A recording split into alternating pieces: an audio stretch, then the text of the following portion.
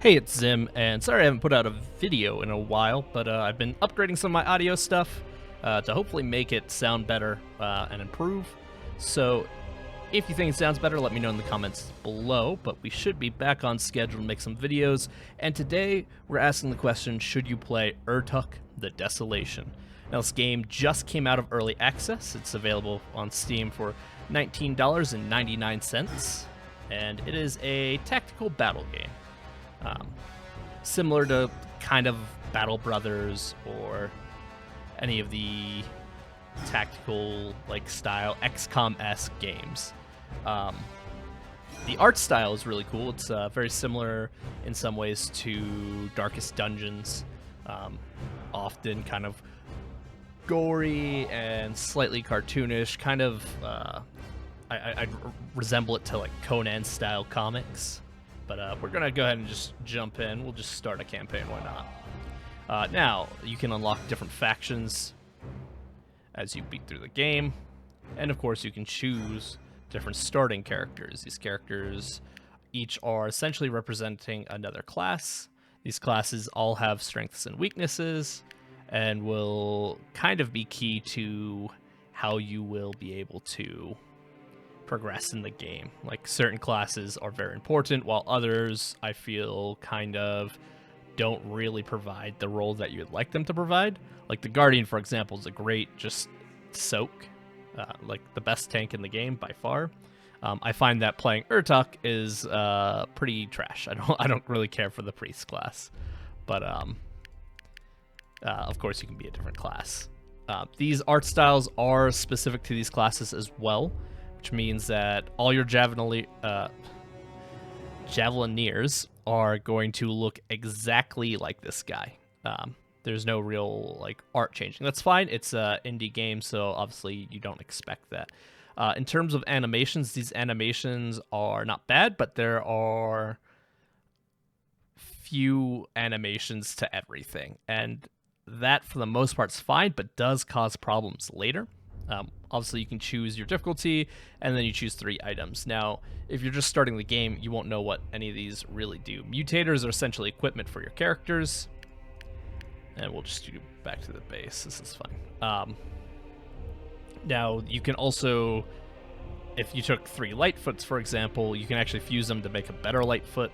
That's explained to you later in the game, but it is important to note why you might want to take 3 of the same item. What's very important is medicine. Medicine, essentially, when your characters are defeated in combat, they are not instantly killed, but they are wounded, and then if they were to get wounded again, they'll die. Medicine is going to essentially allow you to heal them right away, and, well, I shouldn't say right away, it still takes time, but it means that after those days, they won't be at risk of dying if they get wounded again. That comes into play a lot later. One of my biggest complaints with this game is the difficulty. Even on like the harder difficulties, these starting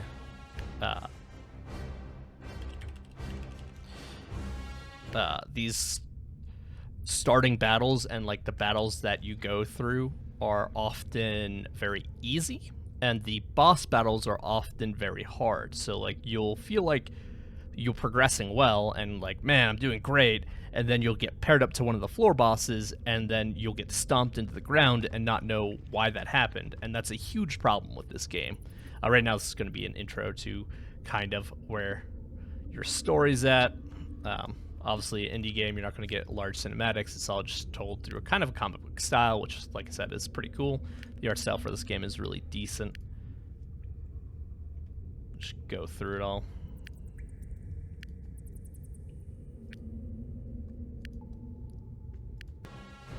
All right, and then it'll load us in. Now, normally I play most of my games on VSync due to my monitor. However, this game basically will drop to like 12 FPS if on VSync. It does not perform well. It's not awful, but I've also found that I didn't need VSync for this game, so it's not something you feel like you're going to end up needing at the end. This is just going to introduce you to it. This introduction is specific to Urtuk, but we're going to just skip it because I've done it before. So, this is your journey. So Urtuk's entire story for this faction is he's trying to find a cure for himself because he has been mutated in some way that cannot be fixed, and so he's trying to find a cure, and he's hoping he'll find one. So you're brought to this overworld map. It's actually quite large. So it's kind of like your first region, and as we go, we can actually choose to do 2 different areas. So obviously it'll tell you the difficulty unless there's a party there. So that means we're going to engage a party, and I mean party size 2 is probably not going to be hard for you. Or you can go down. So group of soldiers sent to eradicate scavengers to the east of you. However, the scouts are reporting they failed the task and are now retreating. Or we can so Skellard the Javelineer are being chased by the Refolk. This means that if we were to help him, Skellard will join our team, essentially. So we'll go ahead and help him, because Javelineers are really good. Now you'll note that I can now skip this battle if I don't want to deal with it. Now this stuff can change and move around, and sometimes it won't. So it's up to you whether or not you just start trying to get through it. That's going to come in more later. Right now there's no reason not to just engage right away, but later on in the game when you're trying to just traverse the map to get to from point A to B, even though you've already explored and you've been sent back to an area you've already explored, which does happen, you kind of just don't want to deal with any of it. But we'll engage for now. Alright, so this is the combat screen. Right away, we see this guy in blue. This is Skellard. He's the one who's probably in need of our help, and we have 2 men chasing him. You'll notice numbers above the head of your character. That means that is the order that they're going to go in, which means Urtuk here is going to go first, then our Viking over here is going to go second, and then our knight is third. Elevation does play. If you've ever played something like Fire Emblem, in those tactical battles, elevation and certain terrain will play a huge role into this. Certain terrain is dangerous, so like these spikes right here will deal damage if your character crosses them. This mud here, at first you won't ever notice it, but when your character tries to run through it, then it'll say he'll take a penalty. It'll actually slow them down. And then you'll notice there's like this pit here with spikes. Now, there are certain areas where essentially a character can't get out, and so they'll instantly die if they get pushed or they walk into there. Obviously, you wouldn't walk into death if you didn't have to, but there are shield bashes and pushes and things like that that will kind of try to get your characters in dangerous positions. However, right now we get to choose where we want to place our characters. Now we know this is 5 and 6, so we can act very quickly, and all of our characters are melee characters, so we are going to just bring them all over here, and then once that, we can start battle. Gives you a little story. He's asking for help, and they're obviously they're gonna argue and fight against us. So now you see that we have these blue spaces. This is how far we can move. As you can see, it's showing me that this is a hazardous terrain. And you can also see where the enemy can move. Now this is nice, but it's not as good or generous maybe as Fire Emblem. So in Fire Emblem, you can hover over a character and see exactly how far they can move and how far they can attack. This is just showing movement, and this is something that the game doesn't tell you, and it really should. So it'll show that an archer can have like 4 squares away, and you go, oh, the archer can only attack me from there. But it's not. So like an archer might have a range of 4 and then still get to move 4 spaces, so actually his threat range is 8, but the game isn't actually representing that at all. However, it does give you their stats, so you can kind of math it out. Unfortunately, so it says like pushing criticals, Lightfoot, Battle Hardened, First Strike.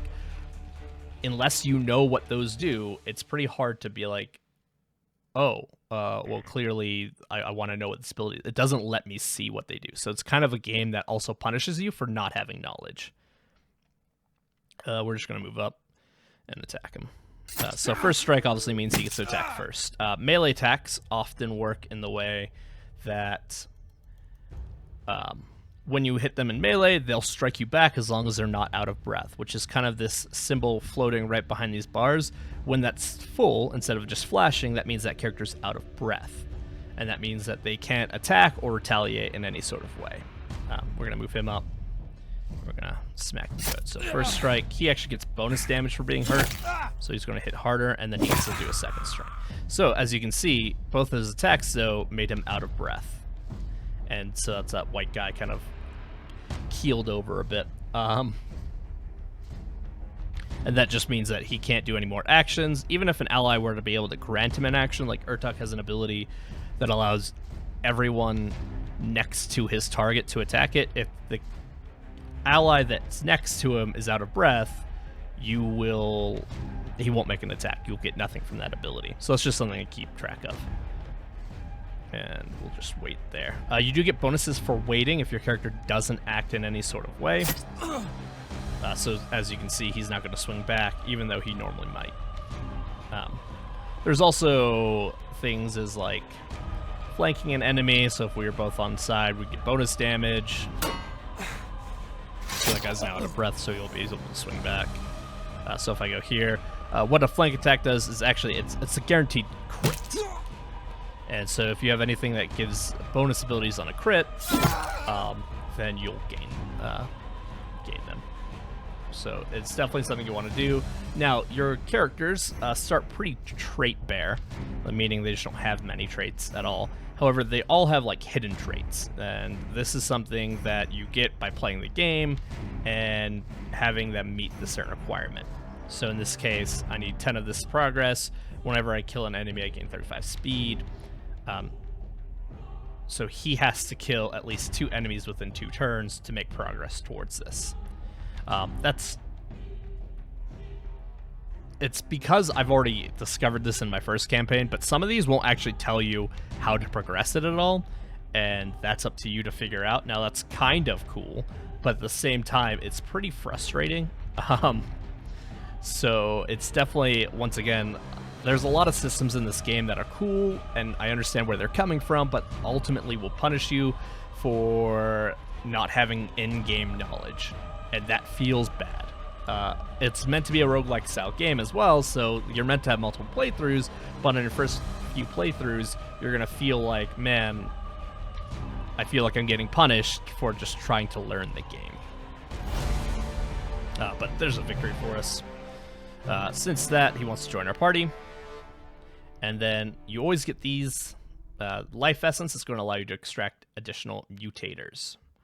Now, like I said, these are all going to buff your character and all have different abilities. Swap allows you to move 2 characters in place. Your characters always block spaces. So what does that mean? It means that if I place a character in front of my barbarian cannot move through that character. He has to take a different route, or he can swap places with that character.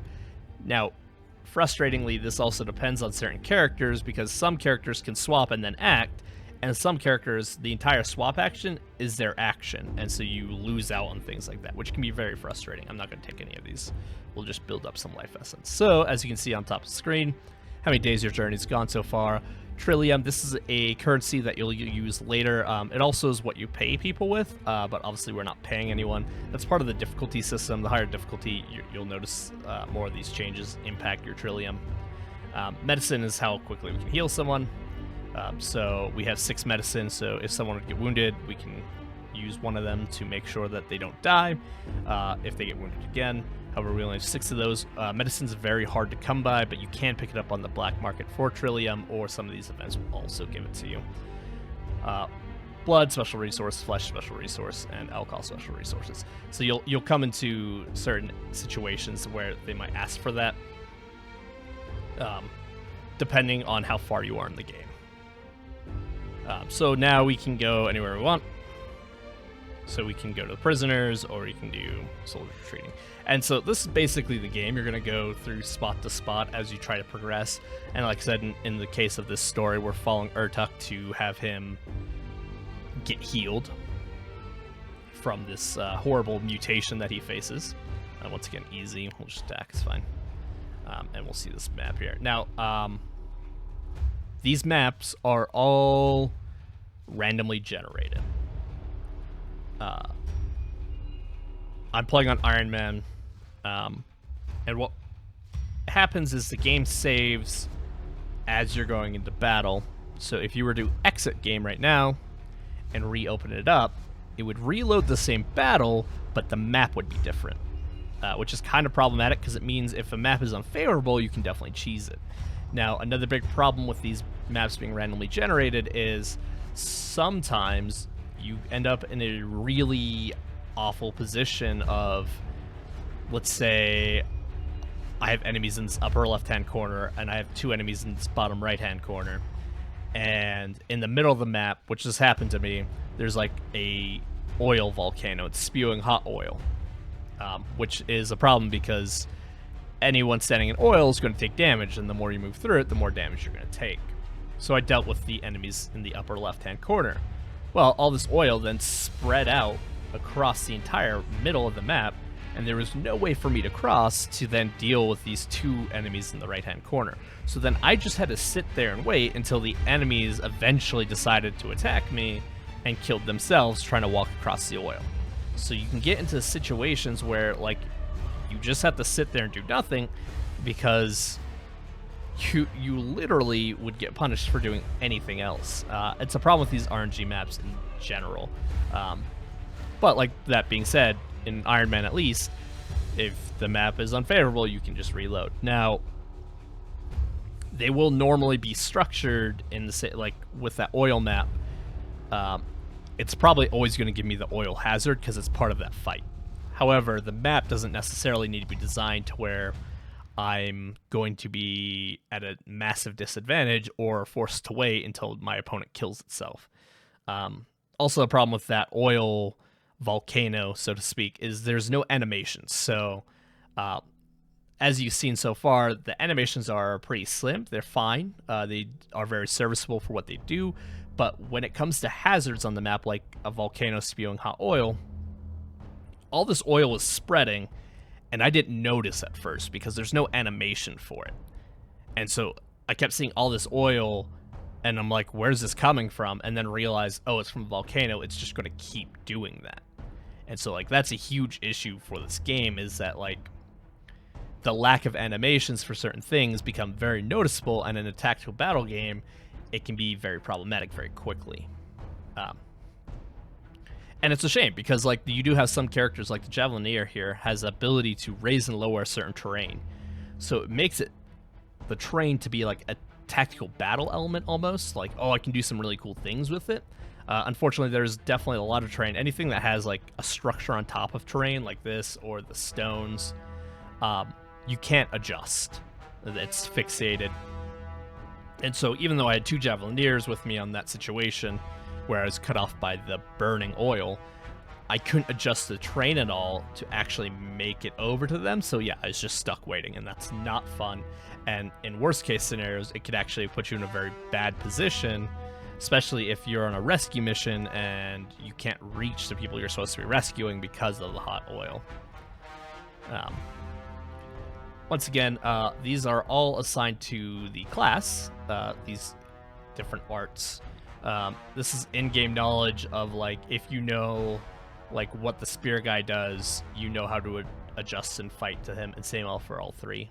So it's, once again, with the battle maps, it's a lot of knowing all the in-game mechanics, otherwise you kind of get punished.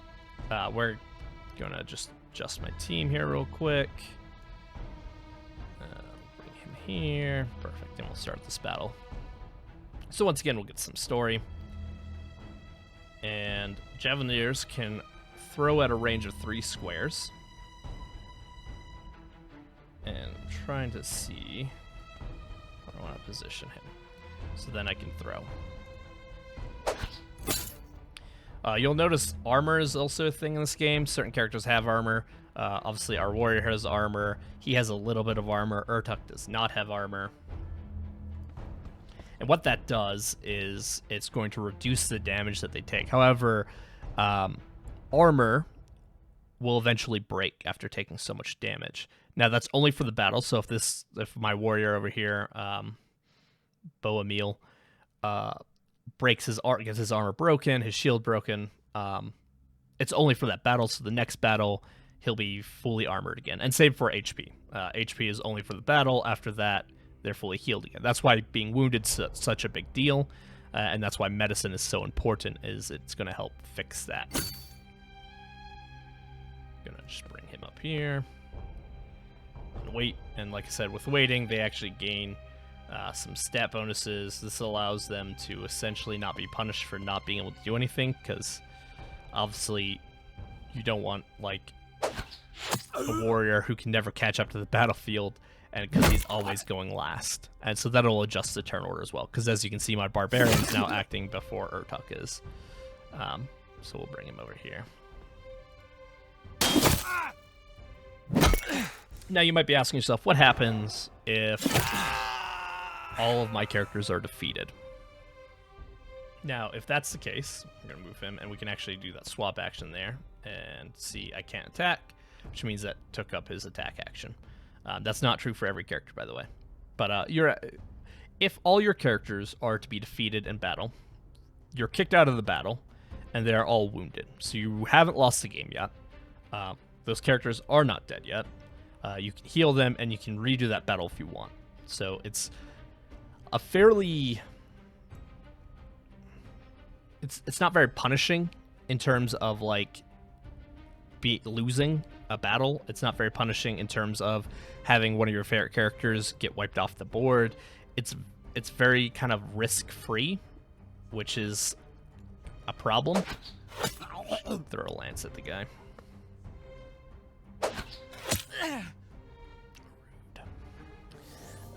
However, because it's not that threatening, man, the spikes are just super annoying. We'll just move here, I guess. And wait. Oh, let's go attack the barbarian. Because it's not very threatening, you kind of take these battles very lax, and like I said, difficulty-wise, these battles are very easy. Until you come across essentially a floor boss, which is eventually you'll move on from this map, and you'll do that through the story and fighting certain bosses. And so, like, yeah, these guys are not very tough, right? Just gonna bash and move through. And so it's very easy to become overconfident, not have to work on your tactics at all, because, like, the tactics of this game is fairly light. There's a lot that, like, I don't know, like, these battles just don't feel challenging or rewarding, and they're never threatening, and so you quickly get into this mindset of, like, you're just grinding, which sucks, because obviously you don't want that. And we'll just throw him over here. Because these battles are not tough. Because if you do lose, you're not going to outright lose. And we got another character. Do I want to extract anything? Sure. And then in this case, we get to actually choose which class we're setting free. The Footman, the Blood Knight, or the War Monk. It gives you a brief synopsis, but once again, this is where in-game knowledge is more beneficial. Like, War Monks can clear a lot of range. Blood Knights are also really good at, like, jumping range. The Footman's mediocre, and since I already have a soldier, I don't really need another Footman. So then it's between these two. We'll take the Blood Knight. But, so, like, as you can see, nothing interesting, nothing interesting, nothing interesting, which means that, like, the only option I have is up here. But there are a ton of these little battles that just become grinds as you're trying to just either level up your characters or get better equipment. It's not great. Villages you capture, normally it sounds like you're the bad guy because you're conquering a village, but actually you're, like, liberating it from, you know, some jerk who's, like, trying to slave the people, or bandits trying to attack and rob them. And then they're thankful for you. They'll give you 10 trillion per day. That'll actually slowly drop down. Over time, a village can only pay so much, and then it becomes tapped, essentially. Just won't give you any more resources. We can head that way. It's fine. We have 5 characters. Why not? Just engage. But yeah, these battles quickly become a bit of a grind. And this is like the weirdest position I've seen. So it's allowing me to position anywhere over here, including right here. These are the guys we're trying to kill, which means we're right next to them. I guess I'll put him there. Put my warrior up here. Blood Knight. Nope. It should be fine. Once again, a little bit of story. It's pretty brief. But no, these battles become kind of a grind, and then you just get destroyed by bosses. And it feels like it comes out of nowhere. And it's a huge problem in this game. And if you go on the discussion boards and Steam, I mean, this game has very positive reviews, but a lot of people have problems with that. The base battle difficulties are too easy, and the bosses are way too hard.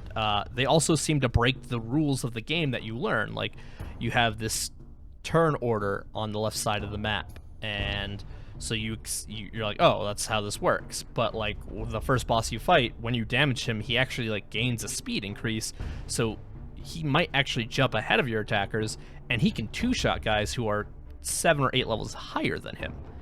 And he's just doing insane amounts of damage, and it doesn't make sense. And so, like, all through the game, while you're leading up to that boss, it's like, oh, this is fine, it's easy, and then the boss wrecks you. And it's a huge problem, and a lot of people have brought it up on the discussion forums in, like, Steam, that this is a problem. And they're not wrong. And part of the problem is, you can make these easier battles between harder by raising the difficulty of the game, but that also raises the difficulty of the bosses you're fighting to, like, almost unplayable levels. And people have also complained about that. It's like, the bosses are too hard while the battles are too easy, and anytime you raise the difficulty, it just makes the bosses almost impossible while the battles are still pretty easy, which is a huge problem. It's actually a problem because it kills my motivation to actually continue playing the game versus doing anything else. So it's like, oh, do I play more because I know that the next boss I'm gonna fight is just going to make me really sad because he's just gonna be unfair, and all these battles leading up to it just feel like a grind, and it kills the motivation to play the game. There's a lot of cool elements to it. I do enjoy the tactical battles. I do enjoy the art style. But, man, there's a lot of almost like time-wasting, like, grind in this game because you know that these difficult boss battles are coming up, so you feel like you have to keep grinding, that hopefully I'm not gonna just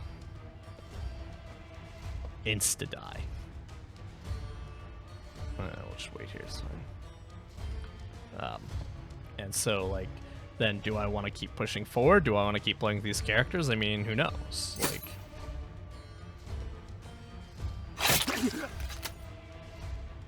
I feel like we're gonna just land Urtuk here.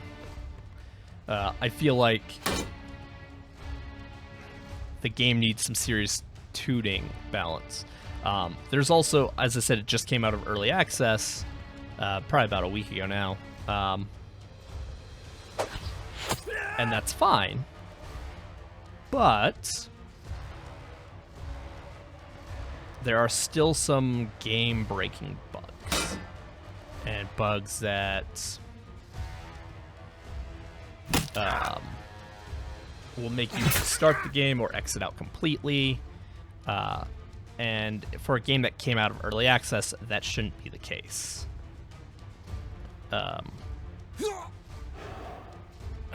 These guys are just gonna stand in burning oil. It's fine.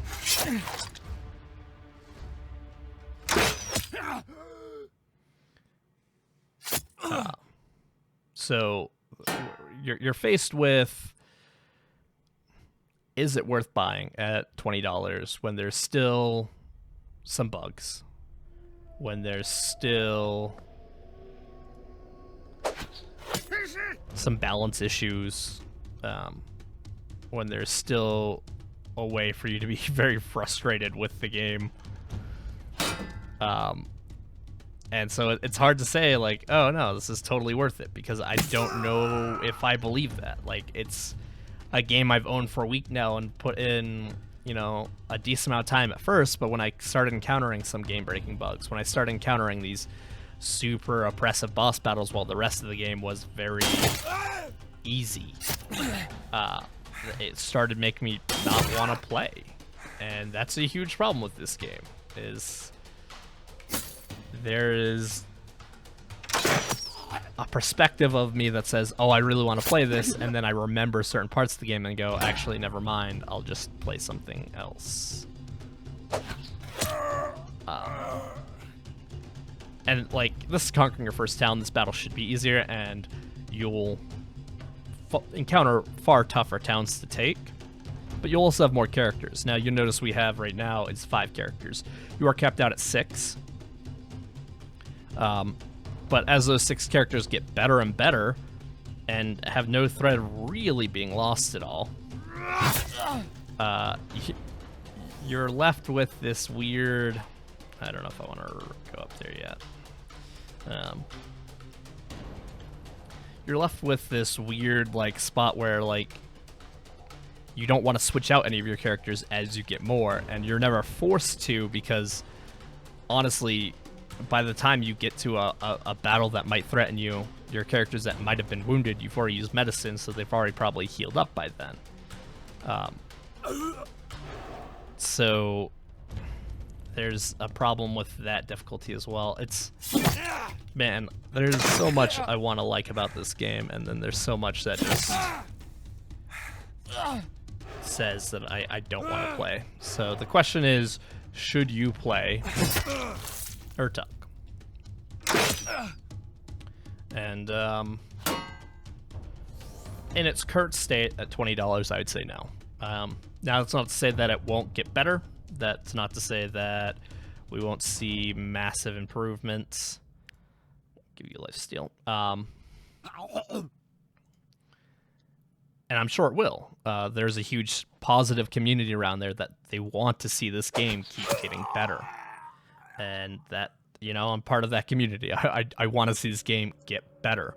But right now, I think it desperately needs another patch, because there are some game-breaking bugs. And in fact, after this battle, I will show you one.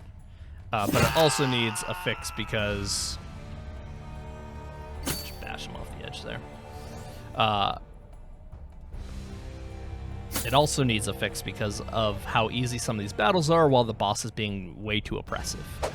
It seems like they knew that the battles weren't going to be tough, and so they only were going to invest difficulty in these boss battles, where, like, in the first boss battle I went against, they just killed my entire party. And I thought I would lose, and then that's when I discovered, oh, no, they're all wounded. All right, I'll just heal up and wait. And then when you go into that boss battle again, all his lackeys remain dead, which means that they also recognize that the boss battle might be too hard, because a lot of the damage is sustained except for on the boss. So the boss will recover his health and his armor. But for everything else, that is capped, which means that they recognize that the boss battles at some point were going to be too difficult, that they felt that was necessary.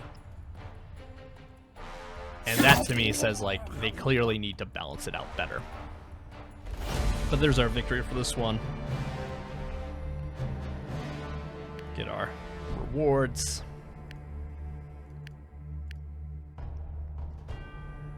This obviously progresses your story. For the first map, you'd be going to different villages to find out the cure, or if anyone has rumors for the cure. When you're at a village, you also search the site for the cure, or what will happen is it'll generate random events. These events will either be battles, or it'll give you characters, or it'll give you equipment. Obviously, we haven't found anything. What annoys me about it is that you can search it again, but you've already done it. So it keeps flashing search site, but it doesn't have a way to recognize that you have already. But as you can see, our income is now going to be +9, because now, and every day that'll drop by 1 as we go. But we are going to progress, so I can show you one of the many game-breaking bugs that I accidentally encountered. Now we go towards the end of the village, but instead we'll help out this troubled mercenary.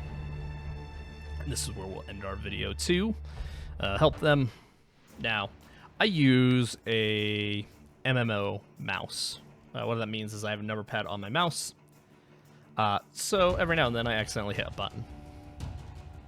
And what I found was if I accidentally hit the 11 button, which is kind of your score underscore key, it starts to delete the map, as we can see here, which is, well, quite problematic. So there's now no longer a map, and that's from me just pressing the 11 key.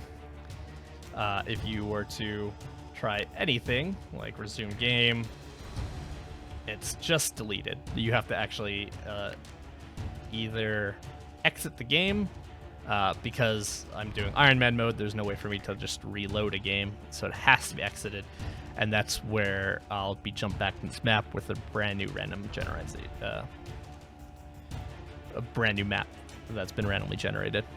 So yeah, it's a huge problem, because obviously my characters can still move, so I guess I can interact, but like because I have no clue on how this map works, because I don't know where the train is, I'm at a massive disadvantage. This is something that I have not found a key to replace to like bring back the map. I don't know why it's like this, but it's a huge glitch that, like I said, I play with an MMO mouse and I accidentally caused happen, and so that's something to be wary of, is that there are still some game-breaking glitches in this game that, for a game that's out of early access, I don't feel like it's ready yet. So should you play Urtuk, if you like the style of tactics battle games, definitely pay attention to it and maybe give it a little bit more time to put out another patch or two. If you're not too interested in tactical battles, that's really all it offers, so it's definitely not worth you picking up. And then for anyone on the fence, on like you like tactical battles, you like roguelikes, how much replayability is there? I mean, there's definitely a decent amount of replayability. It's just, I feel like you're going to end up in a point where like the battles that you're fighting are not interesting because the difficulty is not there, and then the boss battles become super oppressive and kill your motivation to play this game. Anyway, guys, that's been me for the day. I will see you all later.